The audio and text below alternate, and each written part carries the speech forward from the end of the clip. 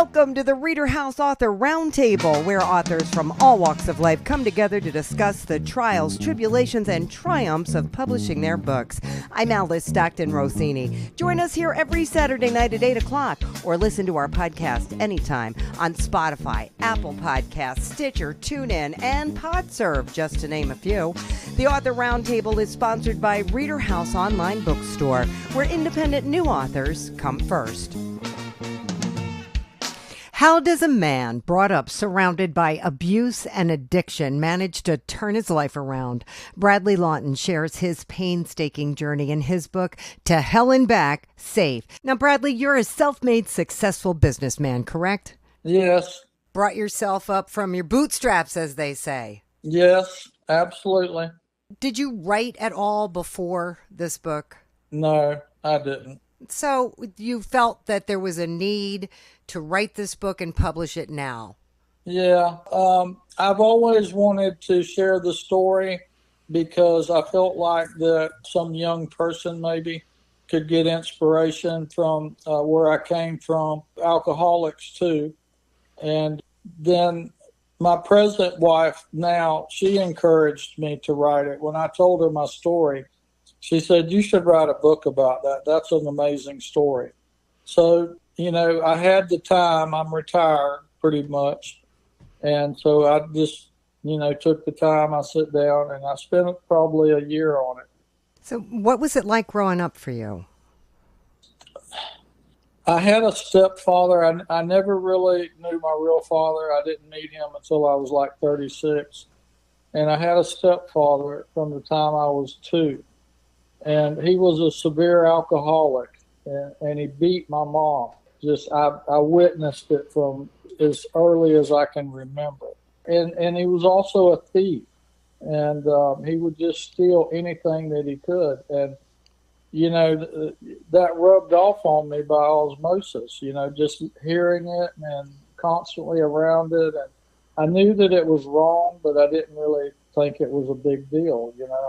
I never had consequences for stealing, and I stole from, again, as early as I can remember.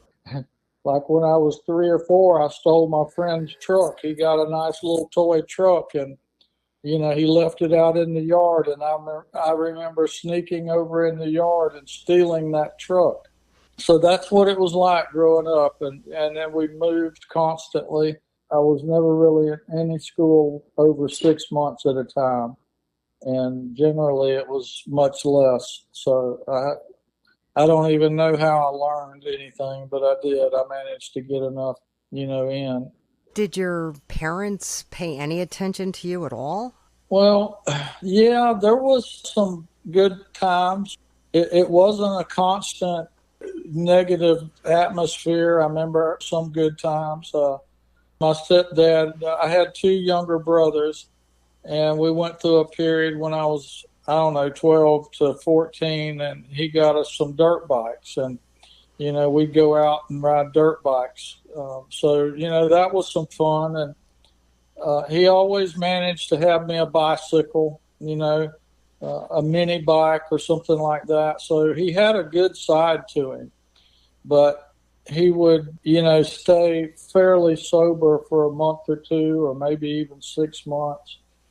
And then all of a sudden, he would stay drunk for 6 months. And when he'd get drunk, life was just hell, Him and my mom would go out to bars, and they would generally not come in till between 12 and 3 o'clock in the morning. And I remember, laying in the bed, knowing that they were going to come home, and at any given time of that night, and I couldn't sleep because I was just scared to death, because half the time they would come in and it would be a hollering and shouting match, and he may wind up beating her.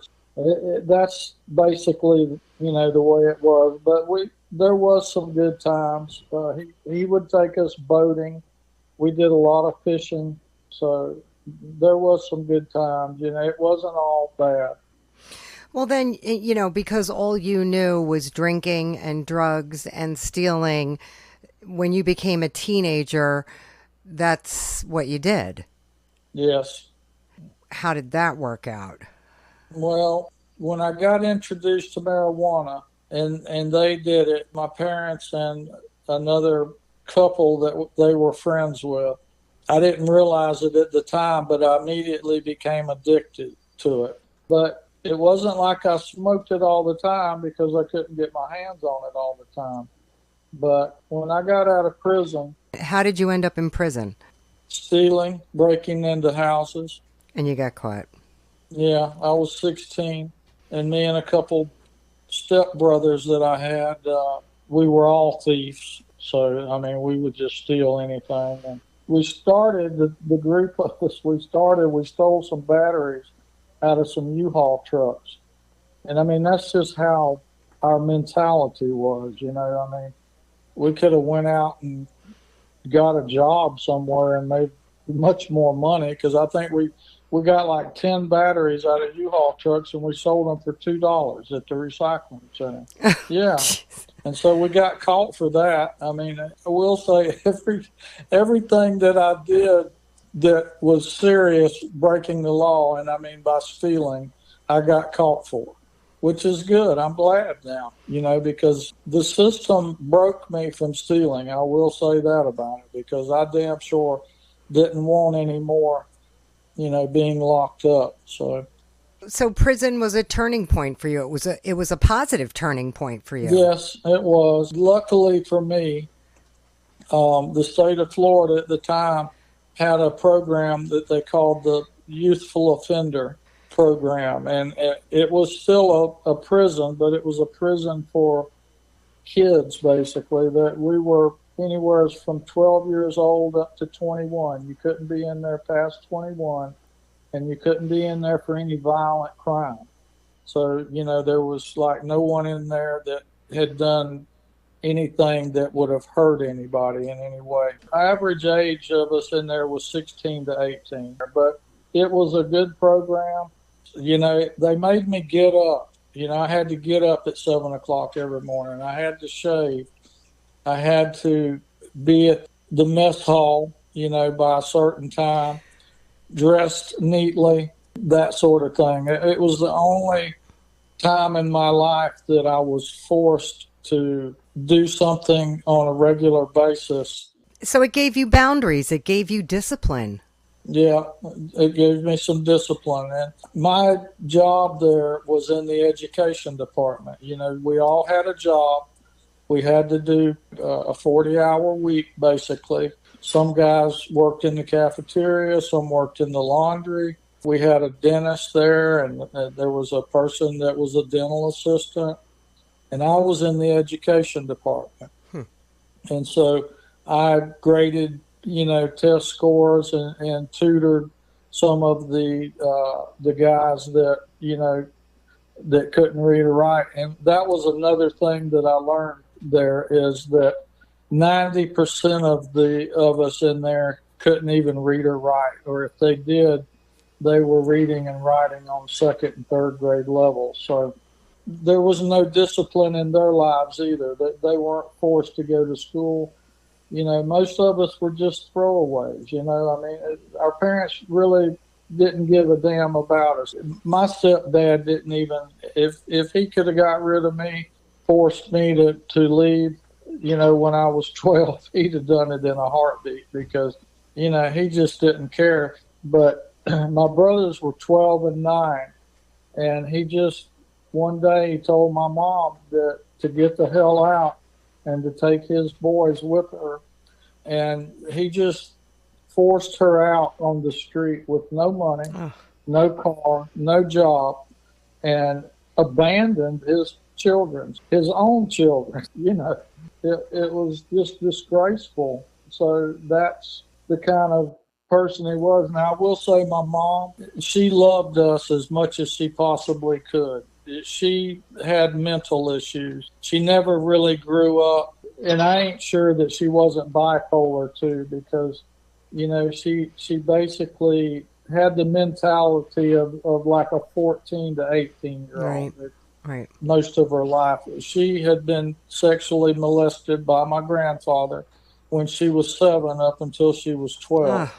You know, it destroyed her mentally, I believe. And so she loved us as much as she possibly could. And then when he forced her out, she did take up the slack, and she did the very best that she could raising my brothers. But she didn't know what to do with us as far as raising a family. You know, my brothers, my youngest brother right now he's a basket case. He never grew up, and he's crazy. And then my middle brother OD'd when he was about 40. So, you know.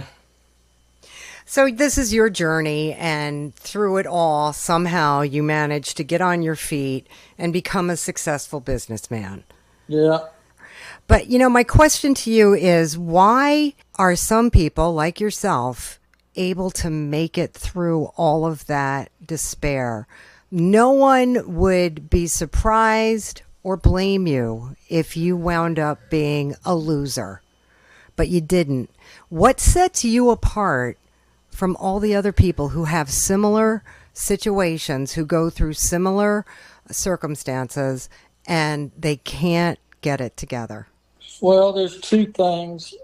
When I was about 20, I got introduced into the church. My mother, she was a borderline alcoholic, and she, when I was about 19, she got into a church and eventually talked me into going. And I met some really good people there. So I was introduced to, you know, what I call God. I write in my book that I'm not religious, but I do believe that there's something there that is tangible and that will help us if we seek that help. And so I call that God, and that helped me. That was my main thing that helped me. But then too, I talk about it in the book. I feel like that one of my gifts, and that's another thing I talk about in the book. I firmly believe that we all have a special gift that we are given, and some of us have multiple gifts. And one of my gifts was that to just never give up. You know, I just had this drive about me that I just refused to lay down and do like you're talking about and just be a loser. I mentioned in the book there's a poster that there's a flamingo and a frog, and the flamingo is swallowing the frog. He's standing up and he's got his beak out, and he's got the head of the frog in his mouth, and it's open, and the frog has got the flamingo with his hand around the neck to where the flamingo can't swallow the frog. And the caption is "Never give up." And I always say, I'm the frog, you know, I just refuse to give up, you know, and I feel like that was a gift that I was given. And I'm so very grateful for that. And then also above average intelligence, you know, because without my understanding of math and the ability to learn, I can take a book.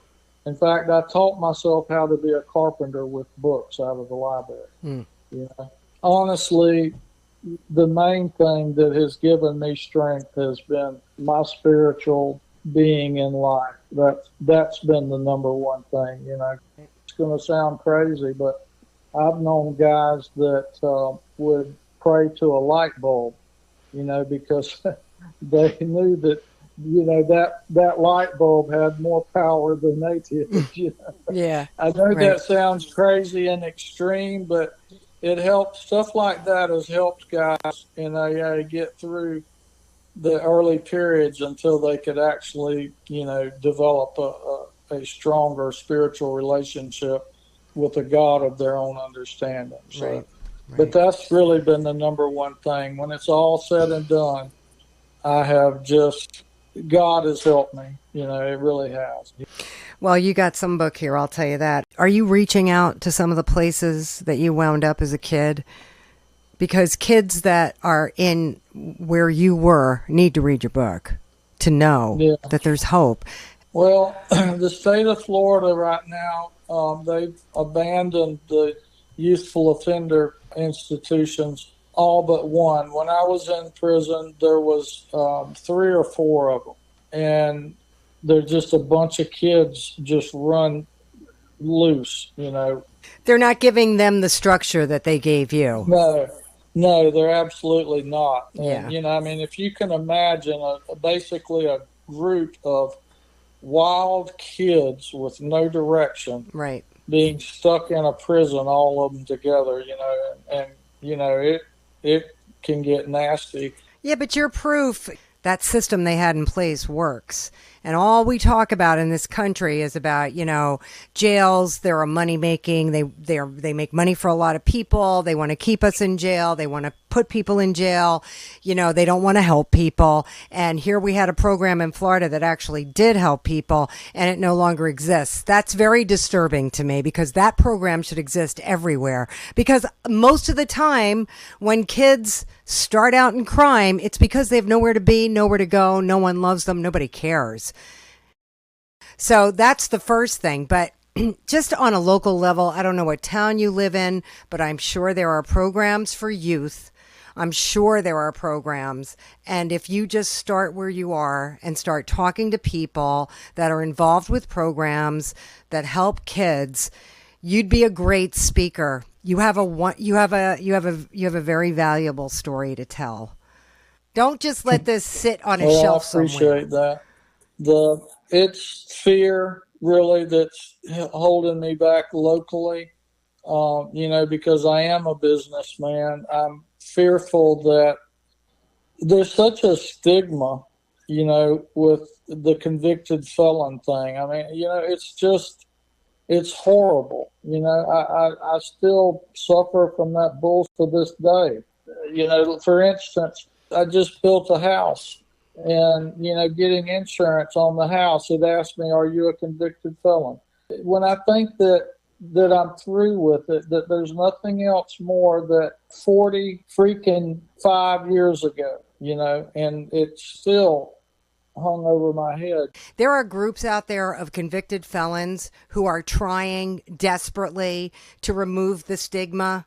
I just interviewed a guy from Philadelphia, and he wrote a book. He's a convicted felon, and he started talking about all the convicted felons, like the guy that heads up the Air Jordan division for Nike is a convicted felon.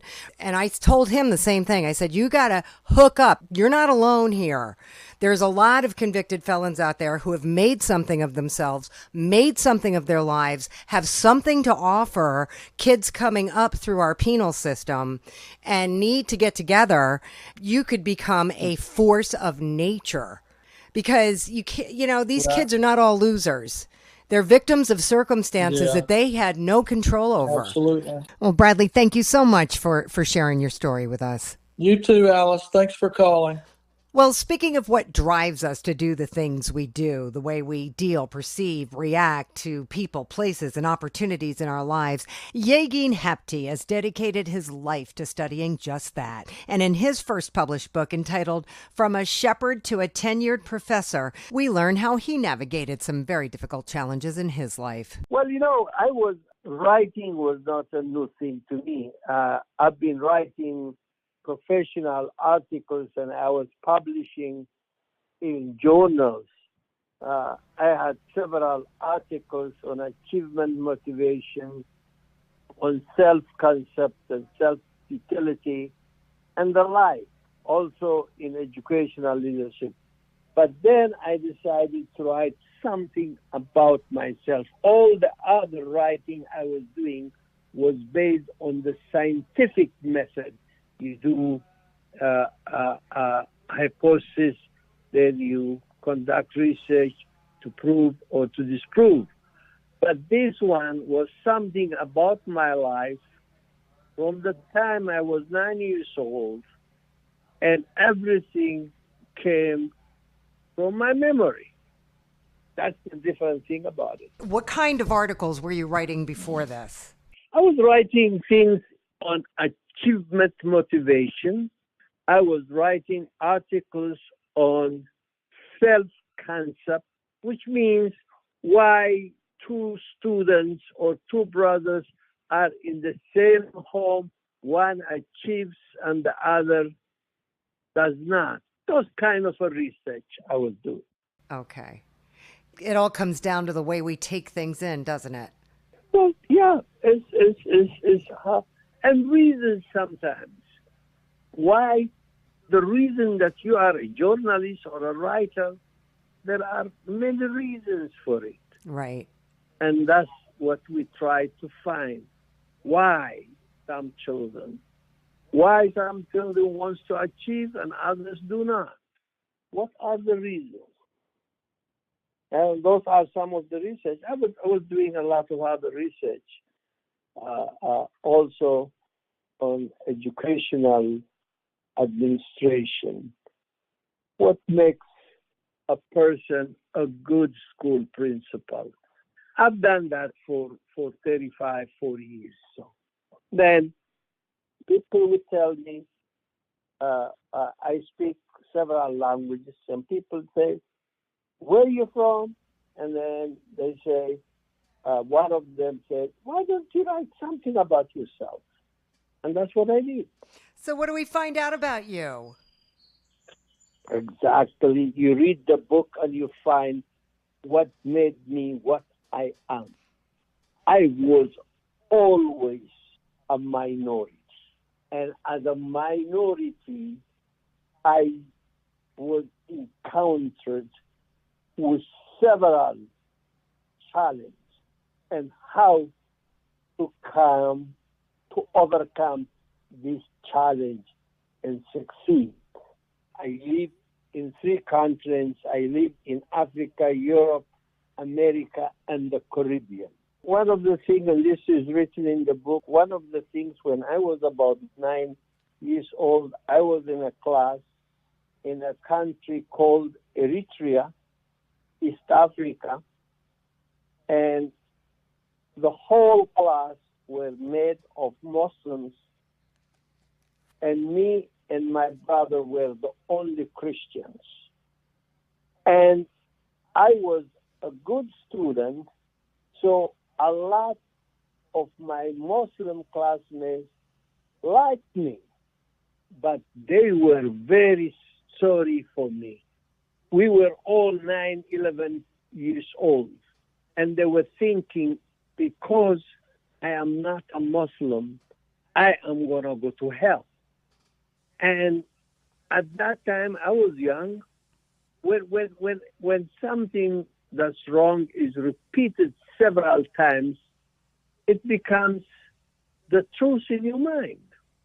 So I believed them.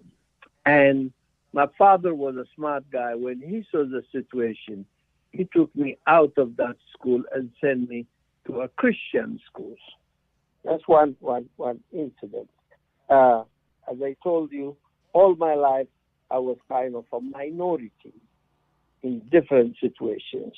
Are you able to pass on any experiences to the reader about how they would deal? Like, what did you learn? Yes.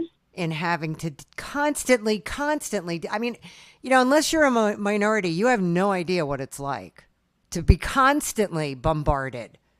Exactly. And there are always blocks in your life. Right.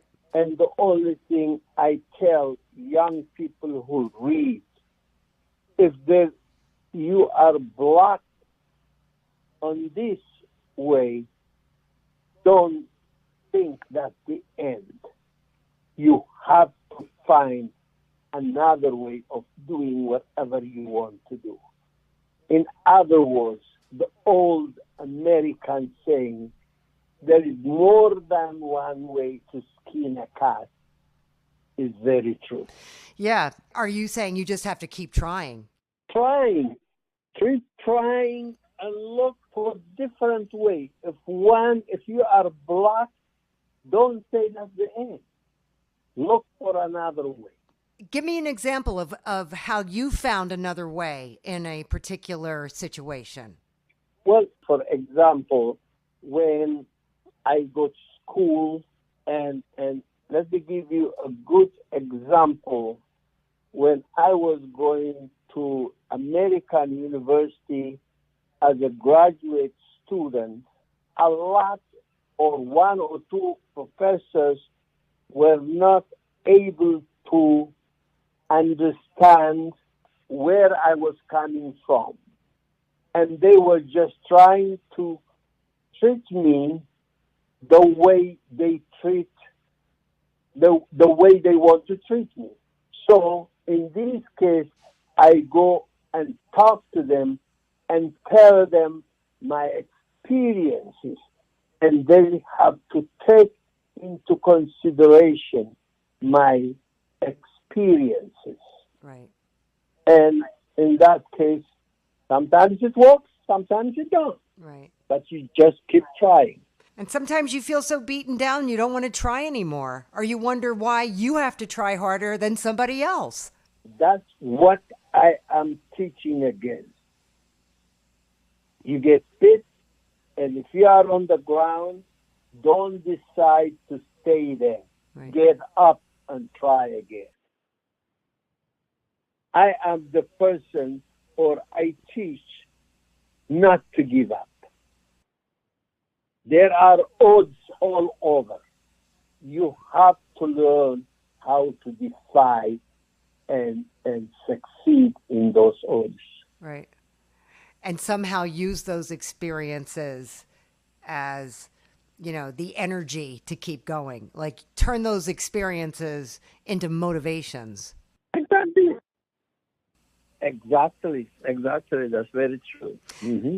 So this is great for your students. Do they know you wrote a book? Oh, yeah. They know, students. And your company also made a good press release. And the university, yeah. Mm-hmm. People are very much interested. Just the cover, from a shepherd to a tenured professor, attracts a lot of people. Yeah, it's a great title. Exactly. And it's working very well. Are you doing book signings at your university? Yes, I do. Mm-hmm. How do you set those up? Well, the university set up, and then I belong to another organization they set up, and one of my friends also did a review, and we were on TV. So there are different ways that we are doing to. What would you say to, future authors who are listening right now? I think the only thing, I guess, sit down and do it. To write, sometimes you just could write about one paragraph and then nothing comes. But you have to sit and do it.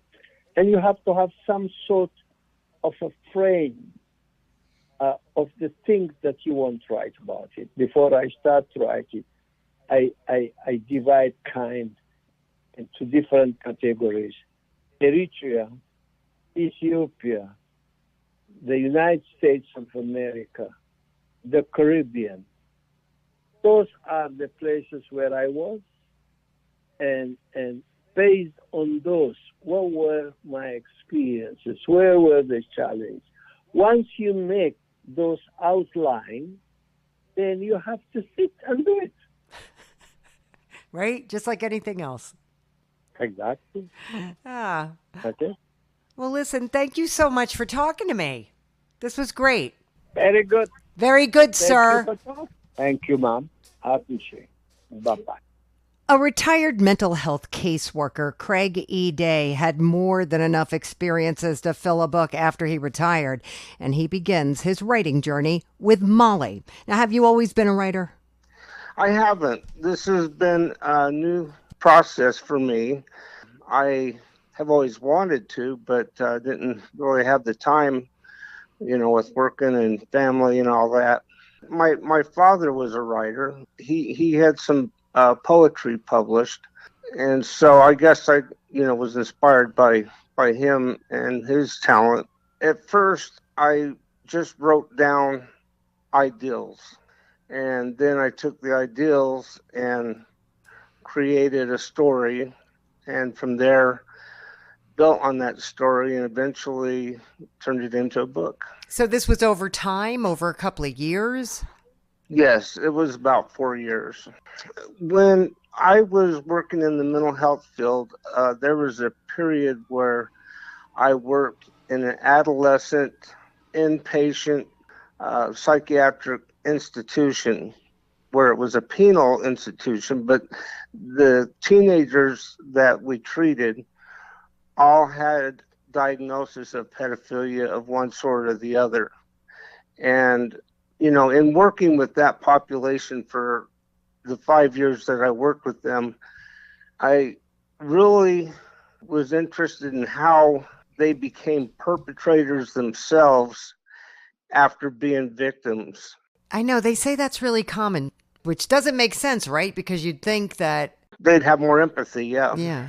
That was very intriguing to me also, how, their thought process. And working in that field, I was able to gain a lot of firsthand knowledge as to the origin of their being a victim to them becoming a perpetrator. It's not an overnight thing for most of them. It takes a course of several years before they actually become the perpetrator. But I would say 80% of the teenagers that I worked with that were victims, 80% or maybe even a little bit more than that became perpetrators. It's mind-boggling. Now, in your book, we have Molly, a brilliant, successful lawyer who takes matters into her own hands, doesn't she? She avenges victims, pedophilia and sexual abuse or sexual assaults, and she ends up killing them. She always had her mindset on being a lawyer, and once she became a lawyer, she started having these strange things happening to her where her brother, she had a twin brother that she didn't know about because she was adopted, and she found out that her brother was a victim of sexual assault and brutally murdered. So in her subconscious, she started getting messages from him, and he directed her when and where to kill random sexual predators in different ways, in different horrific ways.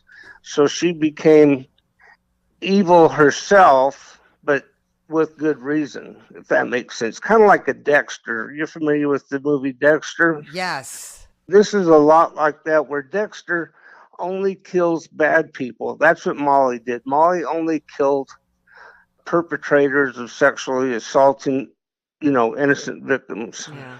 It's interesting that you chose to avenge maybe the kids you actually dealt with that were so abused. Yeah, right. Yeah. And that kind of solidified my thought process. And it was really kind of a journey that I took with Molly and what she was going through, and these weird messages from this, twin brother of hers that she didn't know that she had until later on. And then he would speak to her and give her signs and stuff like that as to where and when and how to go about, and being a lawyer, she had, she worked as a criminal defense attorney for a while, and all of her victims were actually people on her caseload that she was defending or prosecuting when she became a prosecutor. And so that was another twist of all this, is she had access Right. without being a suspect for so many years. And she was able to get away with these brutal killings of these pedophiles. Would a book like this be of interest to the community of people that you worked with?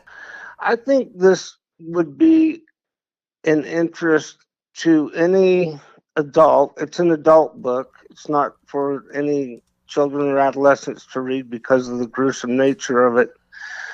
But I think most adults have had some sort of experience or some connection with uh, sexual assault or being a victim or knowing a victim. I'm sure almost every adult, at least in the United States, has some connection somewhere in their lifetime of this type of behavior, don't you? Yeah, absolutely. And so I think my audience for this book is pretty much every and any adult. I've got a book signing scheduled for the 27th of July. How did you do that? I just contacted the Salt Lake City Barnes and Noble and set it all up. So I ordered a bunch of extra books, and I'm going to have the book signing on the 27th of July. That's great. Are you talking about it online? Yeah, I talk about it on Facebook and stuff like that. Posting pictures of the book, or are you actually talking about mental health? A little both, yeah. Because I think that would generate a lot of interest. Mental health seems to be something we are talking about. I don't know how much we're doing about it, but it seems like we're talking about it because it's right in our faces now. We have, cities overrun with homeless people, and most of them have mental health issues, right? Right. Okay, you going to keep writing? I've started another book. I don't really know exactly where I'm going to go with it yet, so I can't really tell you too much because I don't really have a lot of it done. I'm basically starting the way I did with Molly, where I'm just kind of etching my ideas and my thoughts that are coming out, and I'll get to organizing them later into hopefully another book. So is that what you would advise other people who want to write? Is that what you would advise them to do? Yeah, it seems like if you already know exactly what you're going to write, I don't think it's going to come out as good as leaving some space in your head for ideas to come naturally and within time, and jot those ideas down and then organize them into.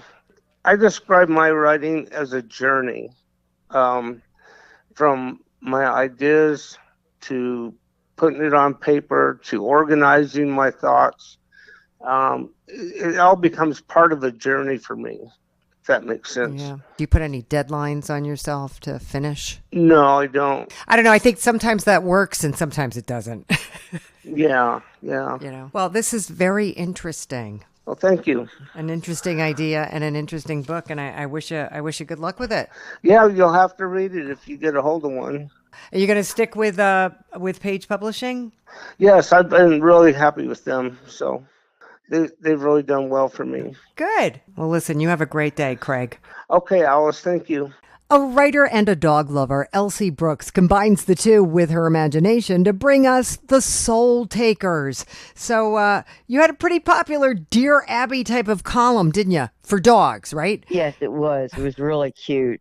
They would call they would write me, and then it was called Dear Bowser. That's great. So when did you decide to write a book? Oh, my dear darling, that was about 8 years ago. I had this idea. I always have ideas. And I had this idea that I had never heard before in any movie or book or anything. And I thought, I'm going to do that. I'm going to write, because I do like to write. And I sent it in. A labor of love, let me tell you. I had the characters in my head, and they started appearing to me like a show, Starts off with a doctor who has a patient. She's an oncologist down here in Johns Hopkins. And she has a patient who is totally free of stage 4 leukemia. After she goes to a Make-A-Wish thing, she always wanted to do a seance. And she came back from the seance totally clear of cancer. And she was like 80-something. And her daughters were, flabbergasted. And hearing on the internet about this place in Pennsylvania that people were going to and getting cured of diseases. So she went up there and found out it was pretty wicked. It was paranormal, and there were seances, and after the seances, the people were cured of cancer or whatever they had. Demons go through them and eat their disease. So she's cured of cancer, but then her life goes off the rails. Yeah, her daughters get in touch with the doctor a month later, and meanwhile, Dr. Marks is up there in Pennsylvania going through different things, and she's joined by another doctor, an oncologist, who wants to go up there and find out what's going on too. But he has his own agenda for going up there. So the daughters call her and say she's totally soulless. She's given her money away to a cult, and she's put her dog to sleep, and she's not feeding the birds anymore. It's really, she becomes a really bad person. So they not only take the cancer, they take the soul, hence the title. Yes. The Soul Takers. Yes. And it's so new, but there's such a story under that too. And that's just not it. That's just scratching the surface of what this big story is underneath. They are totally healthy and wonderful, but they could care less about anything. And eventually they get sick, and it doesn't last long. But it's a new thing that's starting, and she wants to get up there and find out what's going on. There's an evil presence up there, which is the devil, who is collecting souls, and he's starting his war. And a mediator is sent up there, which is a priest, to get rid of these demons. And it's a battle that she gets caught in the middle of. And the characters are, the boy that puts on these seances up there in this old beautiful home up there in Pennsylvania. Mason sold his soul, but he's not dying. He was fat and had all kind of acne and everything. And the more souls he gives to the demon, he gets skinny, his face clears up, he starts getting money. He gets like $7,000 a piece for these seances, and people are starting to flock up there. And there's a couple demons walking around the town that only certain people know they're demons, that are pretty sly characters. And the oncologist that goes up to Pine Lake with Dr. Marks, he has HIV. And he wants to go up there and get rid of HIV. He's like, I don't care if it only lasts a month. I want to have a good time before I die. He's like 70 years old and everything. And there's a relationship between him and Dr. Marks. They find out they really, really like each other, and they become friends, and she doesn't want him to do this. And then there's a small boy in the story that has a giant dog. Imagine that. And he's like an angel, if you will. And he's warning her of these things, He's really a neat character. And the dog is like Michael, like the archangel.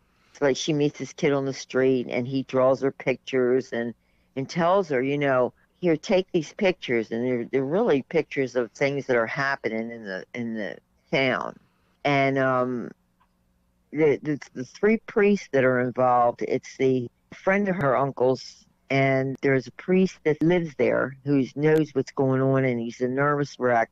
And then there's a mediator who God made, millions of years ago, to keep the balance before the judgment day. Like Satan wants to start the shit, and the mediator stops it. And there's a big pool of these demons up there, and the mediator's sent to stop this. And Dr. Marks gets caught up in all this crap. Okay. Any reason why you picked this small town in Pennsylvania? I know there isn't any reason. Just because I thought I saw it in my mind. I didn't want to have it like out west, because I don't know anything about that. I know what's going on here in the East Coast, and I know what the land is like and the small towns look like. Yeah. Yeah. And that's why I picked it. All right. You going to keep writing? Oh, yeah. I got another one coming. Is it completely different from this one? Completely. But it's the same scary. It's scary. It's scary. But it's not, I might do a book about the mediator. Okay. Because he's quite a character. So go off, do a whole thing just on him. Yeah, I think that would be a good one. All right. I'm looking forward to it. Oh, thank you for calling me. You got it. We hope you enjoyed this edition of the ReaderHouse Author Roundtable, where authors from all walks of life come together to discuss the trials, tribulations, and triumphs of publishing their books. I'm Alice Stockton Rossini. We hope to see you back here every Saturday night at 8 o'clock, or listen to our podcast anytime on Spotify, Apple Podcasts, Stitcher, TuneIn, and PodServe, just to name a few. The Author Roundtable is sponsored by ReaderHouse Online Bookstore, where independent new authors come first.